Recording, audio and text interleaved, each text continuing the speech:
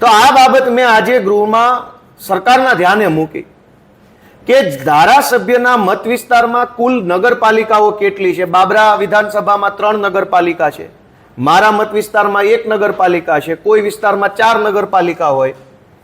તો સૌથી પહેલા તો જે ધારાસભ્યો ચૂંટણી જીત્યા છે એ મત વિસ્તારમાં નગરપાલિકાઓની સંખ્યા કેટલી છે, ગામડાઓની સંખ્યા કેટલી છે, મહાનગરની અંદર એનો કેટલો વિસ્તાર આવે છે, એને ધ્યાને લઈને ગ્રાન્ટ નક્કી કરવી જોઈએ.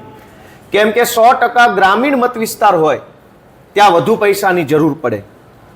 50% કે 50% કરતા વધુ શહેરી વિસ્તાર હોય ત્યાં ઓછી ગ્રાન્ટની જરૂર પડે. દાખલા તરીકે સુરત કે અમદાવાદ. હવે સુરત અને અમદાવાદ મહાનગરપાલિકાના બજેટ જ તે 10-12 હજાર કરોડ રૂપિયા છે. એટલે સુરત કે રાજકોટમાં, સુરત કે અમદાવાદમાં રોડ બનાવવા, ગટરો બનાવવી, સ્ટ્રીટ લાઇટ, સાફ સફાઈ, સ્મશાન, દવાખાના, શાળા, આ બધું જ કોર્પોરેશન કરતી હોય છે.